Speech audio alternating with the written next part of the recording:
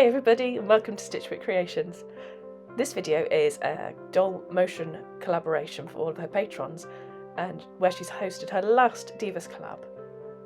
For this I've made the same dress I made for my Valentine's doll, which has a more detailed way of putting things together and what pattern I used. So I'm just rushing through this, ironing the fabric and turning up the seam allowances and the edging so it's easier to sew. I got this funky fabric from Josephine's Creations in a swap box that we did a while ago. I've chosen to do a black squirrel because as a kid I was obsessed by these books. Robin Jarvis wrote a series of books about mice anthropomorphised and I was just in love. I've done a very basic sculpt on a Rochelle Goyle doll, which unfortunately my camera didn't record because its battery had died. I'm very sorry. And I'm just using some bright pink and black yarn, and I'm going to reroute it a bit more sparsely than I usually do because wool is very thick, and then I'll brush it through and straighten it. Doing the reroute chipped some of the face, which I'll deal with later, but as you see how sparse the reroute is, she's got some bold spots going on. But I'm just going over it with a straightener and a comb and straightening it through, and it leaves a really nice glossy finish.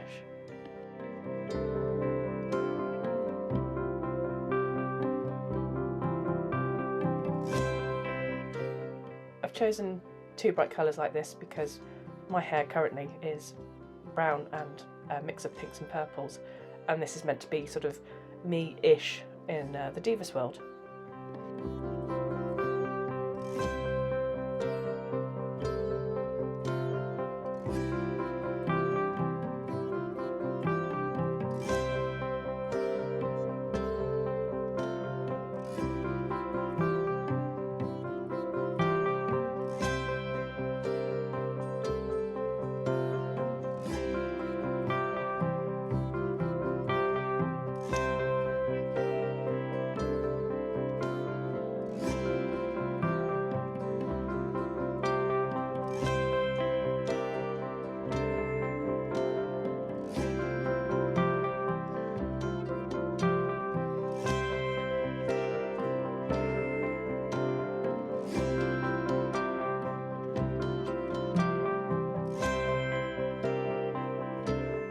The paint cracked around where the sculpt was, so I ended up just putting a bit of super glue on those bits there and buffing it back down, and then giving it a layer of Mr. Super Clear and using some pan pastels to dust and make it all black once more.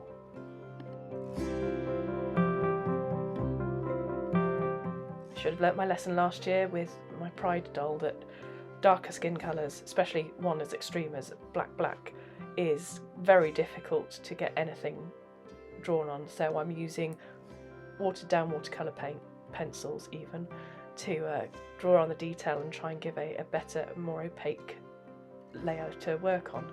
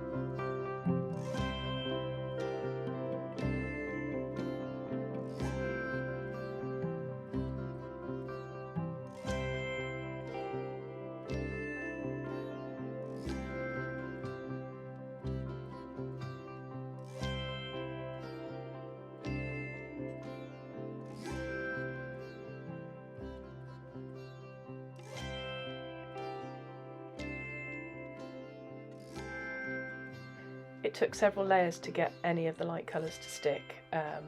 I started off with like a deep red garnet colour for her lips and had to lighten that and lighten it and lighten it in the end. Put some bright pink highlight on it to try and make it look like anything other than a nasty red smudge on her face.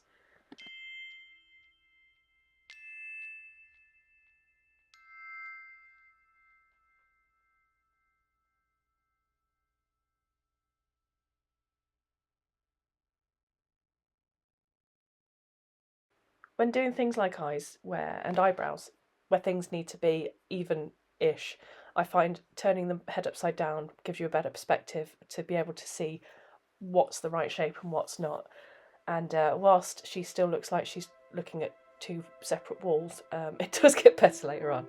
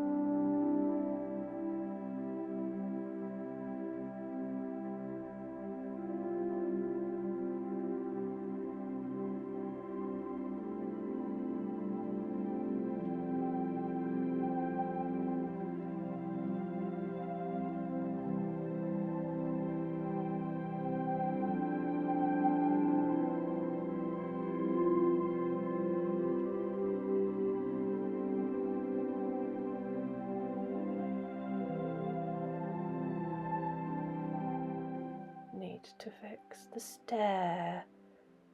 Need to fix it.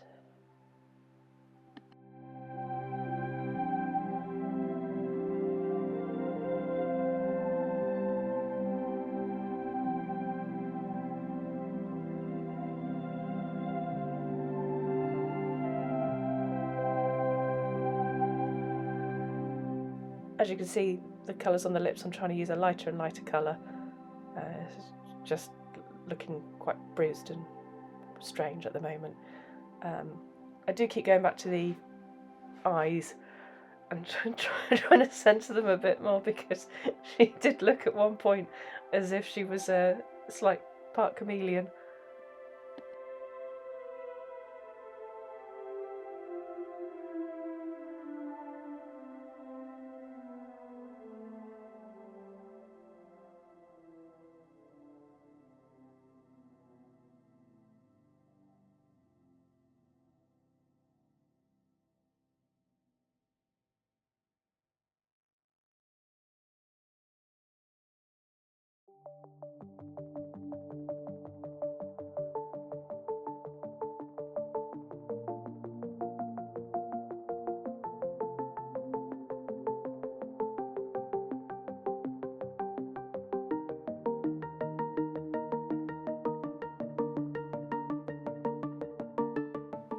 After adding some eye shines, I've got some loose duochrome pigments that I've mixed with a bit of Mod Podge that I'm just putting over her eyelids to try and give her some sparkly eyeshadow. And it's really hard to see in the light, but it does come out a bit better on the photos.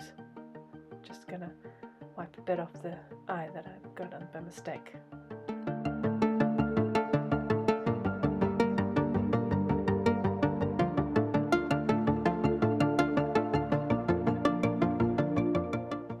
Going to use some pure black again to bring back the eyeliner and to continue making sure her eyes are looking in the right direction, the same direction, well, more of the same direction.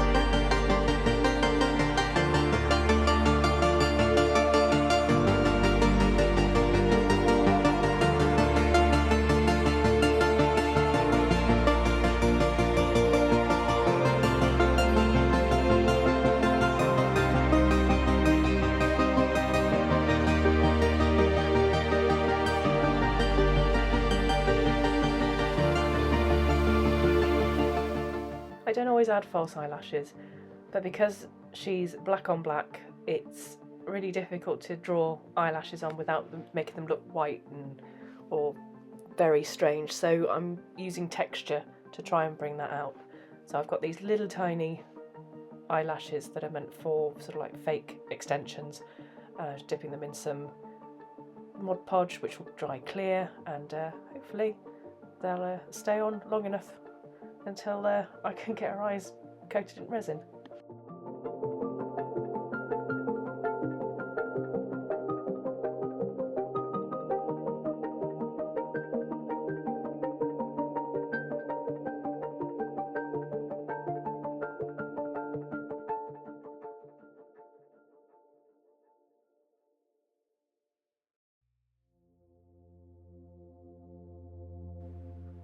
They look much better, gives a bit more dimension to her face.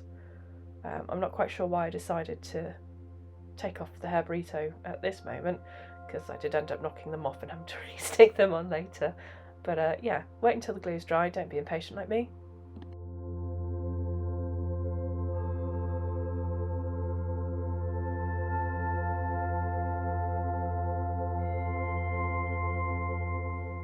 For a tail, I've got a square rectangle of faux fur, and I'm trimming up the very edge where I'm going to sew it so that the fabric will go together better and it won't have a lot of the hair that's tucked in between the seam.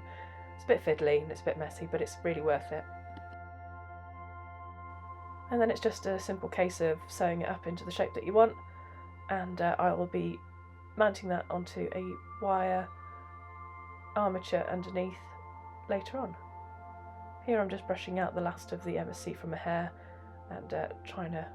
Oh, there you go. Look, not the eyelash again. Wait, just leave it. Wait, stop!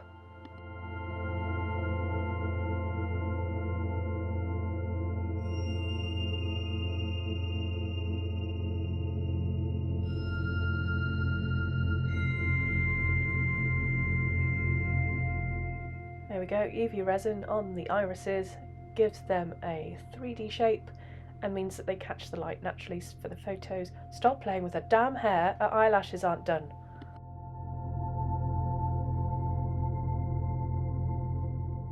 Right, ear tufts. Back onto something that's not flipping eyes. Come on.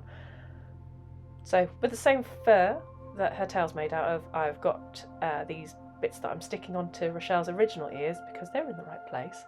And it's the same fur texture as her tail, which is different to her hair and her eyelashes, so it looks different in photos.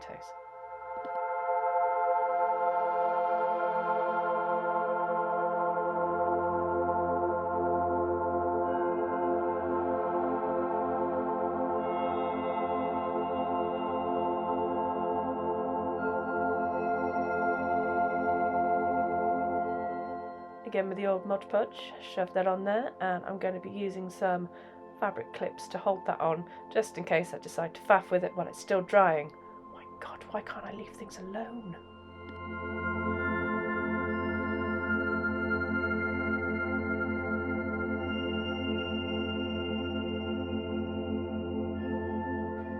For her clothes, she's gone for a bit of an eclectic style, which is very much my style. So I have got the funkiest looking boots that I found in my stash, which I think are from Disney Descendants, a t-shirt which is pretty cute that's in my random stash of dolls' clothes, and I'm just adding on the straps to the dungaree dress thingy, and I think that's all the clothes done.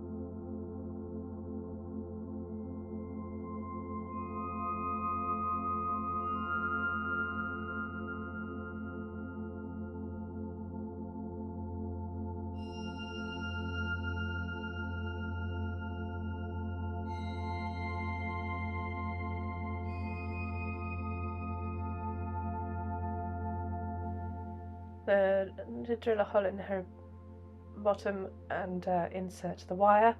My epoxy, 2-part epoxy glue has at this point gone really manky and nasty, so I didn't have time to wait to get some more, so I just used UV resin, which you'll see why later. You shouldn't use UV resin for this.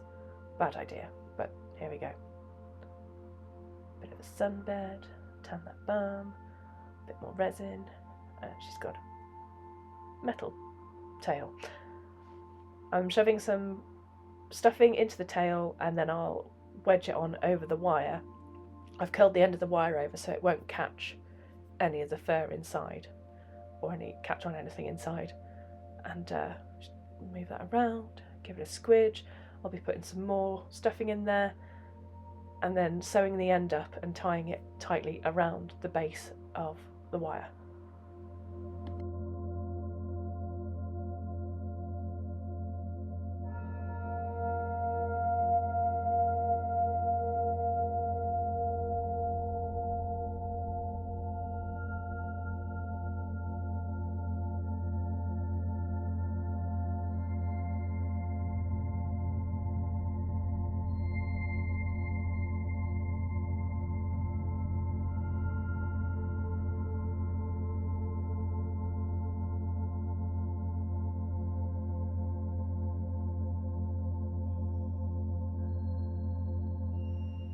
I've added some leggings from my stash as well. I think they're from a Briar Rose. They've got a neat little laced up design down the side that's on a mesh type fabric, so it gives the legs a bit of a different sort of feel to them, so they're not just bare legs. And that's where the tail fell off, pulling the leggings up. Oops. Like that. That's okay. I'll stick it on later.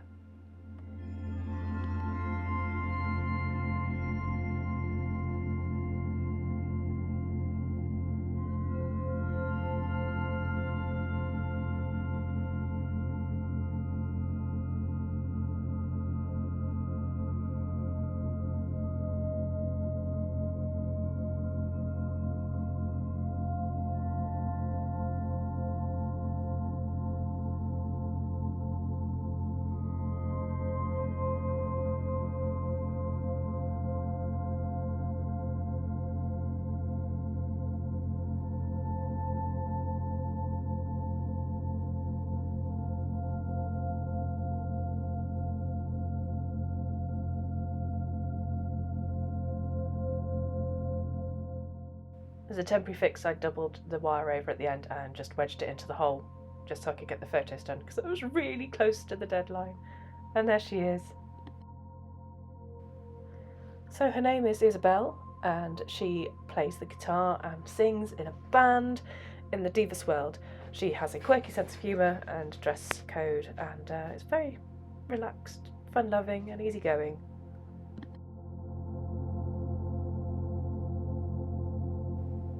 I'll have a link below so that you can see everybody else's dolls in the Divus showcase, and just wanted to say thanks for watching, and come by again and I'll see you soon. Bye!